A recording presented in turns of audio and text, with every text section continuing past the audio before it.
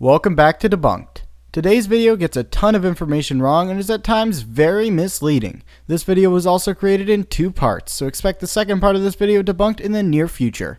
As always, be sure to join our Discord for video updates, and if you find a video that you want debunked, please submit it to the form in the video description. Let's get started. Melissa, describe the moment this horrific event occurred. I knew as we came around that it wasn't going to make that turn. I knew something wasn't right. Wow. Before we even get started, this is really distasteful. After playing a news clip from an interview with a survivor of an accident, you play the completely unrealistic and over-dramatized clip from Final Destination 3. A full debunked of that video clip alone is on my channel.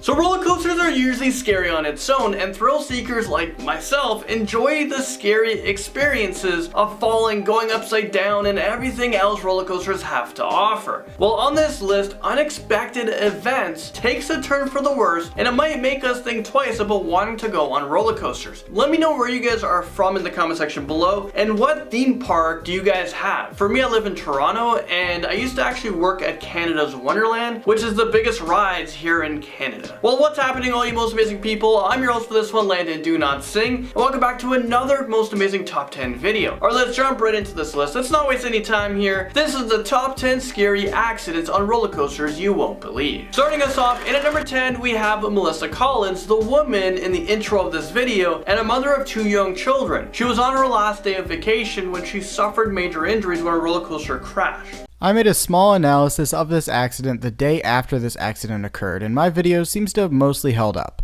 This coaster was loaded past its maximum weight per train. Once the train hit a moment of airtime, one of the upstop pads on the ride broke off, and the front car of the ride was thrown from the track. This story is much more complex than this, but it is a reasonable summary of what happened. Expect a full What Really Happened video on it soon. Melissa was on the Sand Blaster roller coaster in Daytona Beach with a friend. Moments leading up to the accident, Melissa thought she was going to die. She was left trapped, dangling 3 stories above the ground, hanging on for dear life. 2 passengers were actually ejected from the ride. Melissa is still in excruciating pain with a fractured jaw, broken arm, collarbone, crushed ribs, and spinal injuries. Is this real life right now? This just put a whole new fear in roller coasters for me. Sandblaster itself was built in 1975 and had been relocated several times. Boardwalk Amusements were struggling financially and failed to properly train their ride operators on how to load this aging and temperamental ride. Simply, this accident is impossible at any large-scale amusement park. Also, why have a fear of roller coasters? Statistically speaking, your chances of dying on a roller coaster is less than your chances of dying while fishing. And get this just happened last year, and it could have happened to anybody. In at number 9, we have a roller coaster that was stuck upside down for hours with passengers in it. No, it was not. Flying Dinosaur is a flying coaster by B&M. This coaster was stopped and had to be evac'd from its lift hill. For those who do not know, when you are on a B&M flying coaster's lift hill, you are lying down on your stomach at a slight upward angle, not upside down. Inside Edition published a video falsely claiming the ride was stuck upside down, likely leading to its inclusion on this list.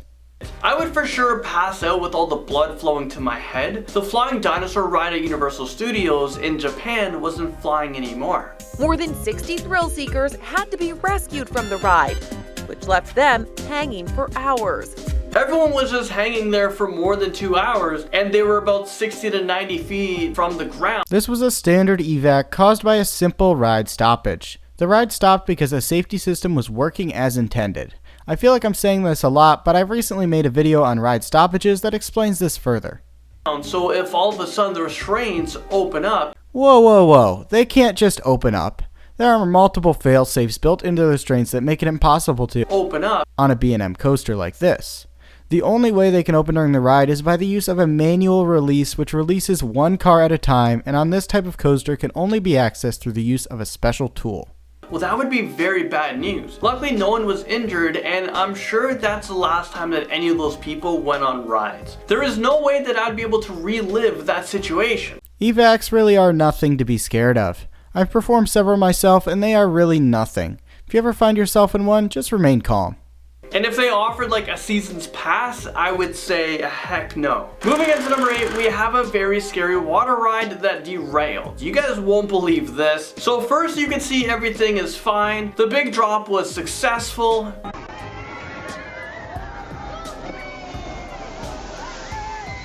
But after the drop, someone kept filming. Well, that's because the ride derailed at the bottom. Is this real life right now? Here is the scary part of this video. Everyone on board was able to get out of the ride, but the thing is, the ride is still very active. The next group of people were about to come down that big drop and hit right into them. So when the people took notice of this, they realized the situation they were in, they tried to run out of the way.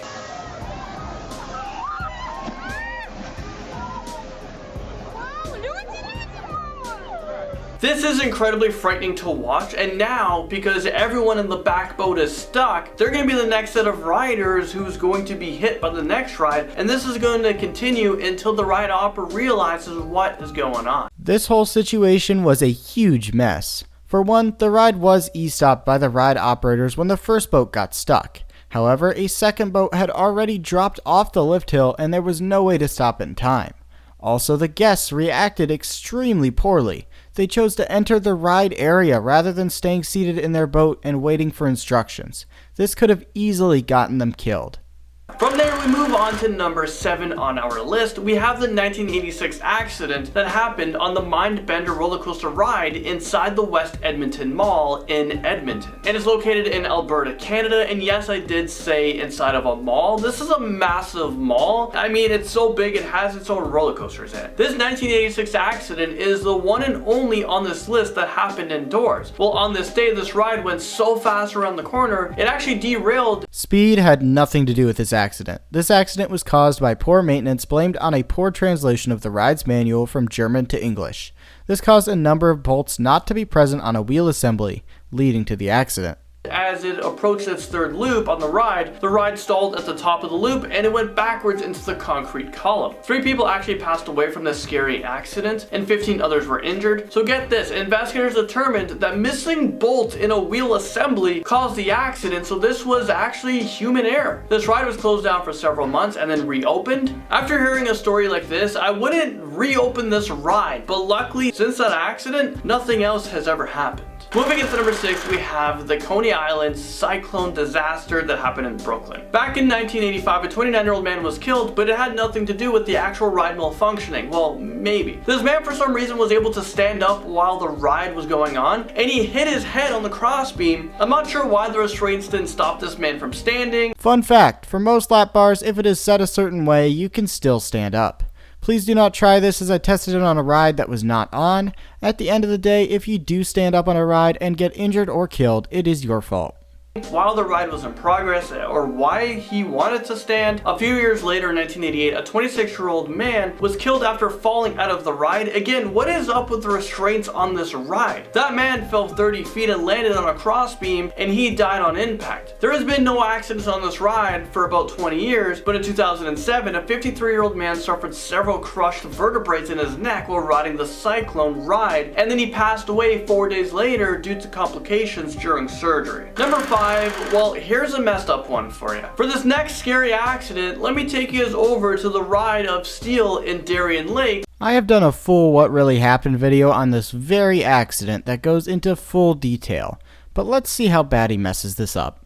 Which is located in the States. Well, there was this war vet, James Hackamere, who lost both of his legs during his active duty with the war. When he returned, his family decided to go to the amusement park, but that decision would change his family's life forever. When James was getting on board the Ride of Steel, the staff members there okayed him to ride the ride in his condition, but that ended up being a big mistake. No, this is not what happened at all. They never consulted staff members, and also they ignored signs at the ride telling them a person must have 2 functioning legs to ride.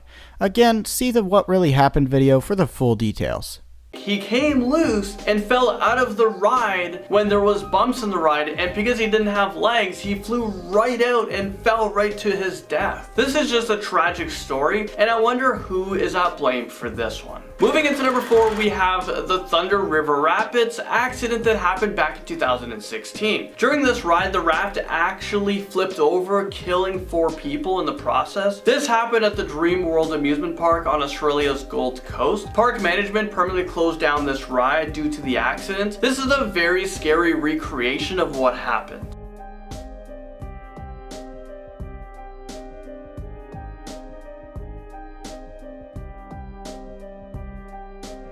The ride has been open since 1986 and was closed more recently in 2016 after the deaths. Police did investigate this case, but no criminal charges were laid against any person in relations to the deaths. Moving into number 3, let's talk about the Disneyland accident. The ride we're talking about is Big Thunder Mountain Railroad.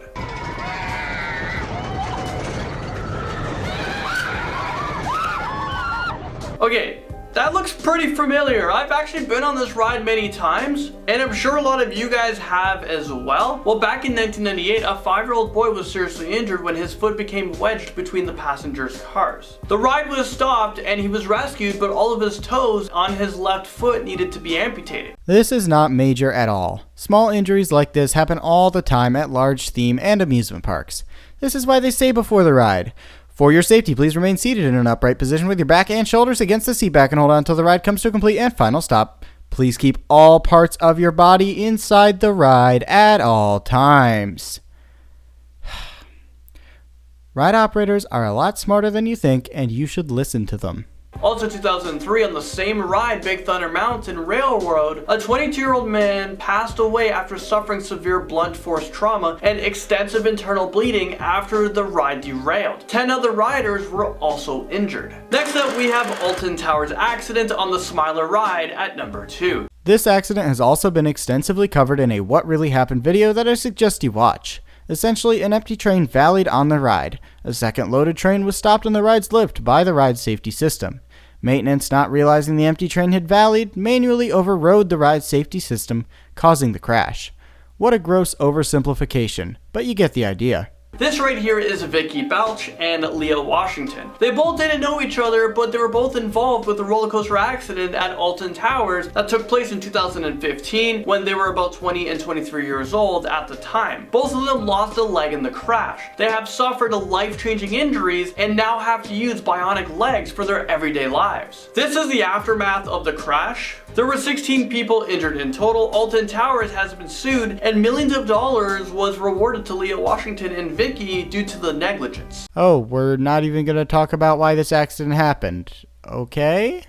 And at number 1, we actually have an accident that just happened a few days ago. Well, at the time of this recording, this is a pre-recorded video. 2 people were found dead after a roller coaster was derailed at a Mexico City amusement park. 6 other riders were treated for shock after the accident on the Quimera roller coaster ride. The last train on the ride detached itself and fell more than 30 feet, hitting a steel support beam on its way down. The last car on the ride did derail in a way very similar to what happened on Mindbender back in the 80s. It has been determined that this was caused by poor maintenance, much like Mindbender.